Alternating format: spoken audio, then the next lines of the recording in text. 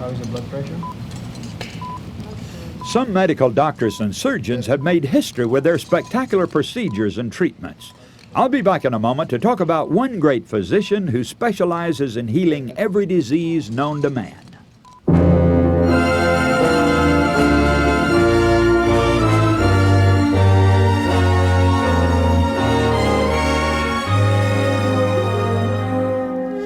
Hello, this is Joe Cruz and the Amazing Facts broadcast, facts which affect you.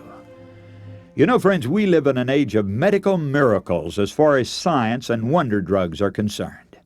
Man's lifespan is being gradually extended by the discovery of new medicine and combination of drugs that have stolen the terror for some of the common diseases. And yet, in spite of all the triumphs and victories, there remain certain ravaging illnesses for which no cure has been discovered. We often read about occasional mysterious recessions or pauses in the course of the disease, and even the greatest doctors can't explain it. But there seems to be no real cure for some of the most deadly modern maladies. Now today I'd like to talk about some of these strange cures for which medical science has no answer. Friends, there can be absolutely no doubt that the great Creator Healer often reaches through to bring divine healing in answer to the prayer of faith. Now, why doesn't He do it more often? And should a person cast aside the use of natural remedies and depend entirely upon God to work a miracle? This is the subject today. The amazing thing is that this physician is so seldom consulted by the materialistic-minded people of this generation. Now, it's impossible to have divine healing unless the individual believes in Jesus and His power to save. I think the best illustration of that is the centurion who sent word to Jesus to come and heal his servant. Do you know what the disciples of Jesus said? They came to him and said, "I really think it'd be a good thing if you would heal this man. He's a Roman, it's true, but nevertheless you ought to do him this favor, because even though he doesn't believe in our religion, he's in harmony enough with us so that he gave us a beautiful synagogue from the money that he saved up." Of course, we wouldn't let a Gentile worship in one of our synagogues, and he knows that, yet he was good enough to give us a synagogue to worship in. That's what they would say, no doubt. And by the way, if you would go over there today, they'd show you the ruins of that old synagogue which that man built. Do you remember when Jesus was coming to his home? That centurion sent word out, and he said, "Don't come into my house, Jesus. I'm not worthy that the Messiah should come into my lowly abode. Just speak the word, and my servant will be made whole." And that was the keynote of the salvation of that whole household. Now, friends, it's the same today. I think it's wonderful to think of what that means, to have Jesus speak the word. When Jesus speaks the word, it comes to pass. Little did that centurion realize what it would mean to have Jesus speak the word. One day he would speak the word, and it will cause the dead to come forth. We don't realize what that actually means and what power it represents. Here's this stone. I could speak to it forever and nothing would happen. But to think of Jesus taking something just as dead as that stone and speaking the word and have life enter into it, that's the same power that He uses when He heals through prayer. Now, another question that we hear asked many times, and you'd be surprised how many times these things come to a minister. If I've had special prayer that I would be raised up, is it right for me to continue in prayer after they've gone? Or should I just say, "I know I'm well, it's all over now"? Or should I continue to pray after that special prayer has been offered on my behalf? Now this is what Jesus says, "And He spake a parable unto them to this end, that men ought always to pray and not to faint." Now according to that, then, does Jesus say that when special prayer has been offered, we ought to stop praying? Oh, no. He says we ought always to pray and not to faint. As an example of that, Jesus told them a story about a certain widow who needed to have an adjustment made in her life, and she went to the judge of the city, but he didn't pay any attention to her. There was something wrong that she couldn't get justice. She'd go and knock on the door, and the servant came to the door and said, "You won't be able to see the judge." But she went back home and returned again. Again she was refused, but she was never discouraged. She came the third time, and on and on. Now Jesus gave this in contrast to the Heavenly Father. Finally, after she persisted in coming, it says that the judge gave her what she wanted, if for nothing more than just to get rid of her. Jesus said that anyone on this earth would do anything to give a sandwich to their children. How much more, he said, is your Father willing to give good gifts to his children? Yes, we ought to pray always and not to faint. Now, sometimes you may be sick, and you wonder if you should continue fervently in prayer, or is that a lack of faith? Should I stop and take it all by faith, believing that the Lord is heal me? Now, if you feel the effect of instantaneous healing, then I believe you should stop and thank God for healing. But God does not always or even usually heal instantaneously. Then you should continue to pray and not to faint. Faith is strengthened by prayer. It's impossible for us to be picked up and immediately put up in a place where we have great faith. Sometimes we wonder why we can't perform the same miracles that Christ performed. Without doubt, he was stronger in faith because he was a perfect man, but our faith is strengthened by exercise and by prayer. Now to come to the full question of the broadcast. One particular subject for today is it wrong to use natural remedies, and especially after prayer has been offered for our recovery? I want to read you a little story from John 9, verses 10 and 11. Therefore said they unto him, How were thine eyes opened? He answered and said, A man that is called Jesus made clay and anointed mine eyes, and said unto me, Go to the pool of Siloam and wash. And I went and washed, and I received sight. Yes, that was the happiest day that man had ever known, for he'd been blind from his birth. He didn't even know who it was that had healed him, but he had heard that word Jesus.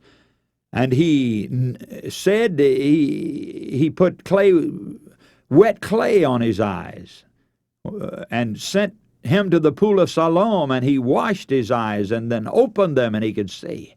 Now, I don't know why Jesus put clay on that man's eyes, friends. It's not for me to explain why Jesus used the methods he did in different healing.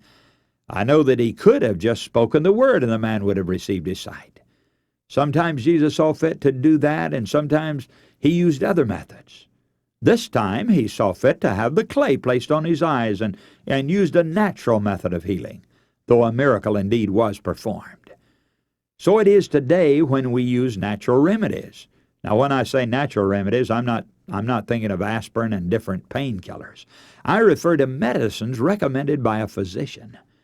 Israel of old used natural remedies. Did you ever notice some of the strict sanitary laws that God gave them? Civil sanitary laws that govern their health? You can read about cases of quarantine. I read about a certain family who had 3 diseases that were liable to quarantine.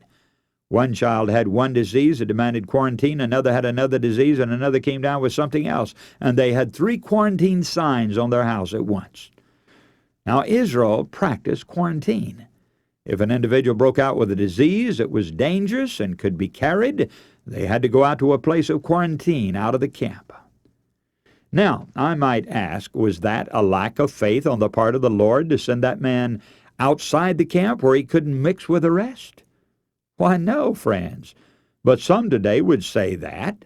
But they forget that the laws of nature are also the laws of God. And when the laws of nature are broken and an epidemic breaks out, it's only a wholesale breaking down of the laws of nature and the laws of God.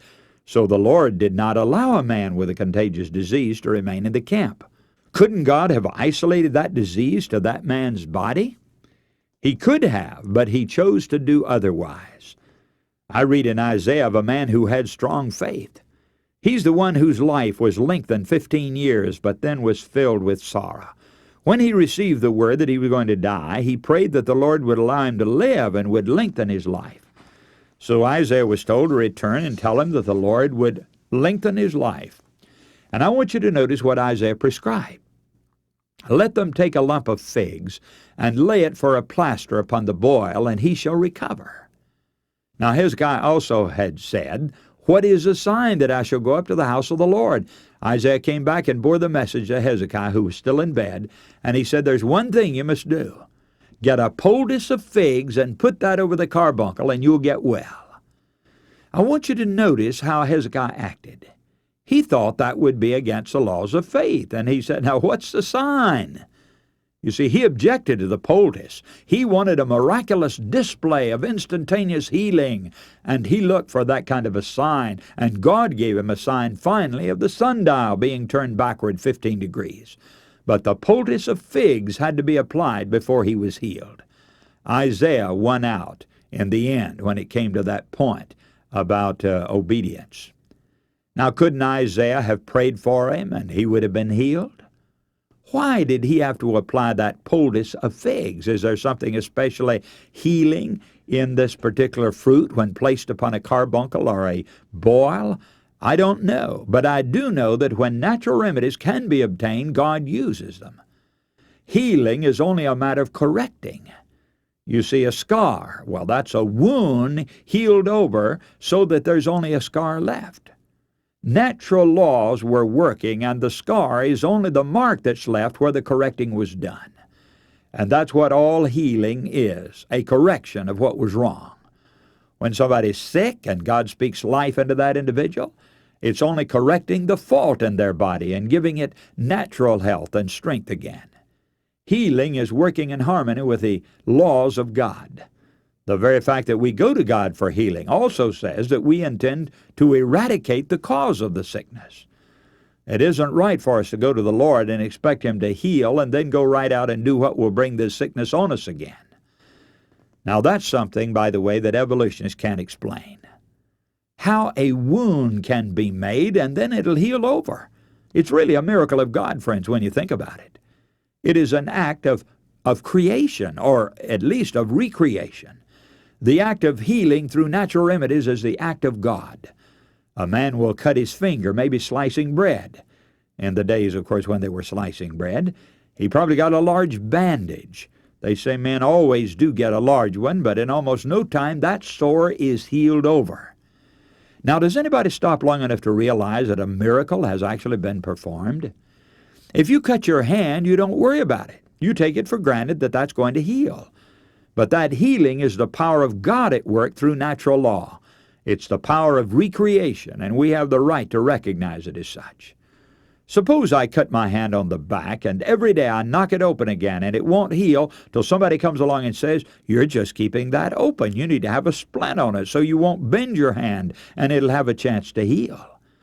The power of healing was there, but we broke the laws of nature, for they say that it must be kept quiet long enough to heal.